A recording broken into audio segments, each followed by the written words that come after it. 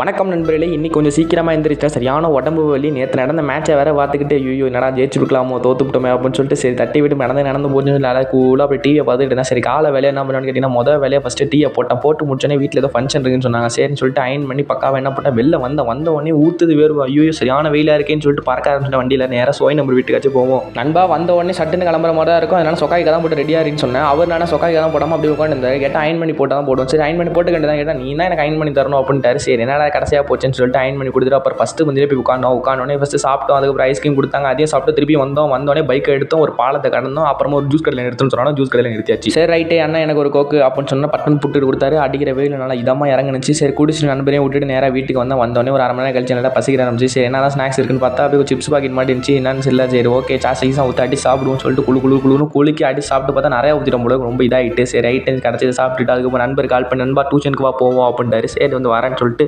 கிருட்டுன்னு வண்டியை எடுத்துகிட்டு பறந்த கேப்பில் என்ன பண்ணுறேன்னு கேட்டிங்கன்னா ஒரு கம்பியில் விட்டு சொக்காவை கிழிச்சிக்கிட்டேன். மனசே கேட்கல என்னடா இது நசங்குதுன்னு சொல்லிட்டு கம்பிக்கு ஒரு அடியை போட்டு விட்டு நேராக டியூஷன் கிளம்பிட்டு கைஸ் எல்லாருக்கும் வணக்கம் அப்படின்னு சொல்லிட்டு வணக்கத்தை போட்டு சரி ரைட்டுன்னு சொல்லிட்டு அவங்க எல்லாரையும் அவனை வீட்டுக்கு அனுப்பி விட்டு நேராக நெறிப்பொருளை இறக்கி விட்டுட்டு சரி நேராக பர்னு வீட்டுக்கு அதாவது உடன் நம்பர் வீட்டுக்கு போனால் அவர் பாக்ஸிங் அதாவது என் க்ளவுஸ் ஒரு வாரத்துக்கு முன்னாடி வாங்கினார், இன்னும் கொடுக்கவே இல்லை. பார்த்தா இங்கே ஒரு பஞ்சிங் பேக் தான் வச்சுட்டு பட்ட குத்திக்கிட்டு இருக்காரு. அப்படியே உடன் நம்பருக்கு ஒரு மோட்டிவேஷன், கபிலா இது நம்மகிட்ட இறங்கி இறங்கி ஆறதுக்கான டைம் இல்லை, ஒரு ஜெர்சி வாங்கணும் வா போவோம்னு சொல்லிட்டாரு. சரி பணம் எடுக்கணுமேனு சொல்லிட்டு என்ன பண்ணேன் ஏடிஎம் மிஷினுக்கு போய் பார்த்தா காக்கா போய் கிடக்கு. அதாவது காக்கா போய் கிடக்கு. என்னடா அது ஏடிஎம் மிஷினுக்கு வந்த சோதனை அப்படின்னு சொல்லிட்டு பார்த்துட்டு இருக்கேன். பணம் எடுத்தால் சும்மா வர வேண்டியதானே. பக்கத்தில் உள்ள கும்பவை தூக்கிட்டு அது மேலே கேமரா மேலே அடிச்சு விட்டாரு. ரைட்டை கேஸ் உள்ள போது கம்மி என்ன போகிறோம் வாட்டா கைஸ் டாட்டான்னு சொல்லிட்டு நாங்கள் கிளம்பிட்டேன். திரும்பி பார்க்காம பைக்கை தூக்கிட்டு ஓடி வச்சு அதுக்கப்புறம் ஜெர்சி கடைக்கு பிடிச்ச ஜெர்சியெல்லாம் அவங்கவுங்க பிடிச்சி எடுத்துக்கோ வைப்பான்னு சொல்லிட்டு எடுத்துகிட்டு அப்புறம் நானும் வீட்டுக்கு ஒரு பேராவை போட்டு முடிச்சுனே சாப்பிட்டு கொஞ்சம் நேரம் அப்படியே ஸ்பீக்கரில் பாட்டு பாடிக்கிட்டு அப்படியே நாட்களை முடிச்சுக்கிறேன். டாட்டா பாய்.